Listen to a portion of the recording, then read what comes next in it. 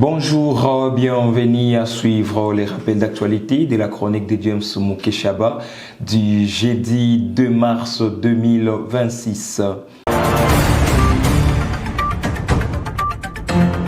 Débutons par la guerre israélo-américaine avec Emmanuel Macron qui répond à Donald Trump, soulignant que la France ne prend pas part à la guerre puisqu'elle n'a pas été consultée ni par les États-Unis ni par Israël avant d'attaquer l'Iran. Direction Doha où le président Félix Antoine Tshisekedi Tshilombo a été reçu par son Altesse Tamim bin Hamad Al Thani ce jeudi 2 avril 2026. Dans le cadre d'une visite de solidarité, ils ont échangé sur les évolutions régionales et internationales. Les discussions ont particulièrement porté sur la situation au Moyen-Orient, notamment les tensions liées à l'agression iranienne contre le Qatar et plusieurs pays de la région. Parlons République démocratique du Congo avec un spécial briefing de presse qui s'est tenu le jeudi 2 avril 2026 sur la radio-télévision nationale congolaise et a comme thème focus sur la situation sécuritaire et humanitaire au Sud Kivu. Les professeurs Jean-Jacques Pouroussi Sadiki, gouverneur du Sud Kivu, et Patrick Mouyaya, ministre de la communication, ont intervenu. Changeons de chapitre et parlons sport en République démocratique du Congo. Le 31 mars 2026, le ministre des Transports Jean-Pierre Bemba a rencontré le directeur général de l'ARSP Miguel Kachal Katembe ainsi que le président de la FEC Robert Malumba Kalombo. Au cœur de leur discussion, l'application rigoureuse de l'arrêté de 2025 accordant la priorité aux transporteurs congolais dans les opérations d'importation et d'exportation routière, notamment dans les secteurs miniers. Face aux difficultés rencontrées sur le terrain, les participants ont décidé de renforcer les mécanismes de contrôle afin d'assurer le respect des dispositifs et d'aboutir à des résultats concrets. Dans la ville de Kinshasa, 3 jeunes hommes ont été découverts sans vie mercredi 1er mars 2026 dans un salon de coiffure situé au croisement des avenues Willery et Kindu dans la commune de Kinshasa. L'information a été confirmé par le bourgmestre Bienvenu Malibi qui précise que les corps ont été retrouvés dans un espace fermé à proximité d'un groupe électrogène. Si les circonstances exactes du drame restent à élucider, les premiers éléments évoquent une possible intoxication au monoxyde de carbone comme cause de décès. Une enquête est en cours pour établir les faits. Toujours à Kinshasa, dans l'affaire du docteur David Balanganaï, le verdict final est attendu ce vendredi 3 avril. L'affaire de Kinkole entre dans sa phase finale malgré les fausses informations circulant en ligne.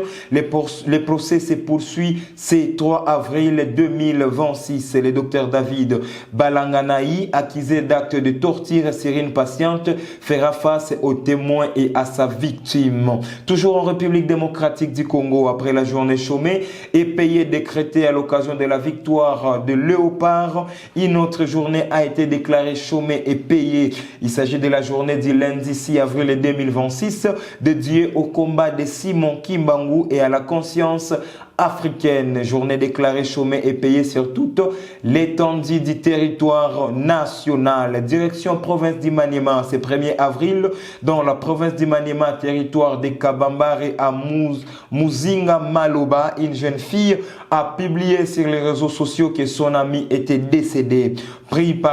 Pris d'angoisse, de tristesse et de panique, habillé en tenue de deuil, les membres de sa famille et amis venus de plusieurs endroits se sont rendus sur place.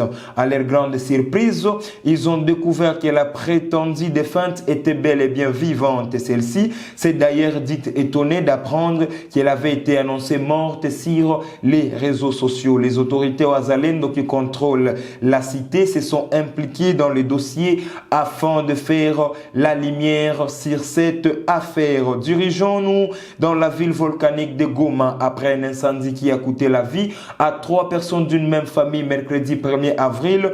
Un autre incendie s'est produit dans l'après-midi de jeudi chez Aroxy. Le bilan de cet incendie reste à déterminer. Et au sud Kivu, à Uvira, signifiant une modernisation majeure du lieu de passeport. La Direction générale des migrations DGM en sigle simplifie le voyage à Uvira. L'ancien document précaire est remplacé par un livret sécurisé de type passeport. Désormais pour $50, ce titre est valable 1 an contre $40 pour 3 mois auparavant. Cette réforme réduit drastiquement le coût et facilite l'accès à de nombreuses destinations internationales. Une avancée majeure pour la mobilité et la sécurité des citoyens congolais. Restons Sud Kivu et signalons une vive tension depuis les premières heures de la matinée du jeudi 2 avril dans le territoire de Calais. Selon des sources locales, des affrontements étaient en cours au centre de Lumbishi dans le groupement de Bouzi. Les combats opposaient les combattants Wazalendo aux éléments de l'AFC M23. Par ailleurs, des tirs ont été également rapportés à Chambombo dans la localité de Nyalugusha, toujours en territoire de Calais. Les mêmes sources indiquent que les affrontements impliquent les éléments du mouvement AFC M23 et les Wazalendo affiliés au groupe MCDP dirigé par le général Mike Haguma.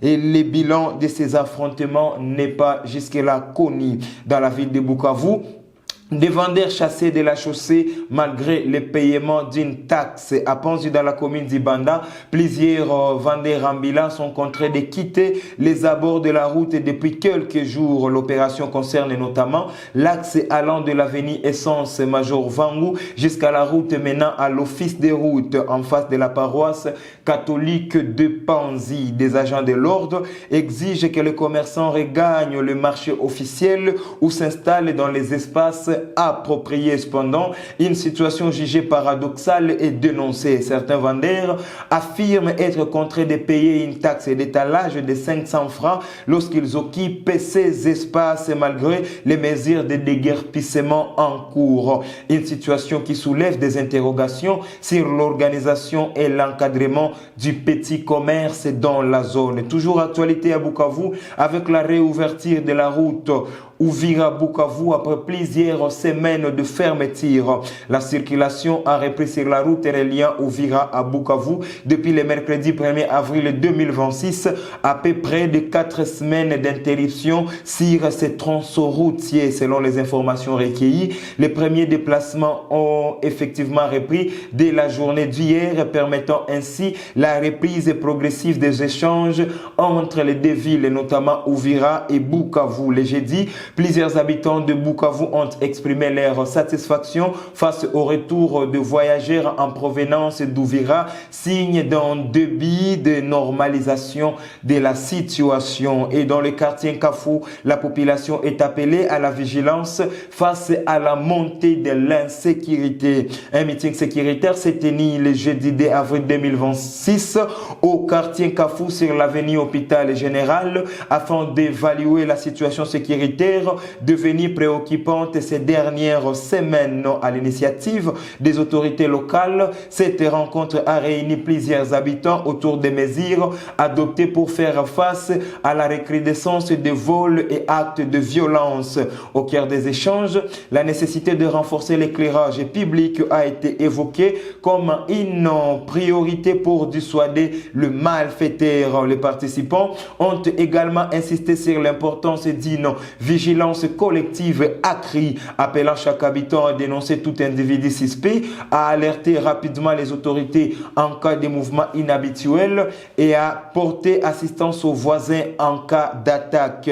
Intervenant lors de ces meetings, la chef de quartier a annoncé l'arrestation de 2 présumés malfrats dans la nuit du 1er au 2 avril en collaboration avec les forces de l'ordre. Elle a par ailleurs alerté sur la présence d'un groupe de 5 individus armés de machettes machettes qui circulent dans les quartiers à partir de 19h. Ces groupes seraient impliqués dans plusieurs cas d'agression violente, ciblant principalement les habitants des retours de leur activité dans la soirée. Face à cette situation jugée alarmante, les autorités locales et la population ont réaffirmé leur engagement à renforcer la collaboration pour restaurer la sécurité dans les quartiers. Place au sport dans ces rappels avec l'engagement patriotique des honorables Claude Nyamugabo et Trésor Moutiki au Mexique. Véritable ambassadeur de l'unité nationale, les honorables Claude Nyamugabo et Trésor Moutiki ont accompagné l'équipe nationale lors de son déplacement au Mexique.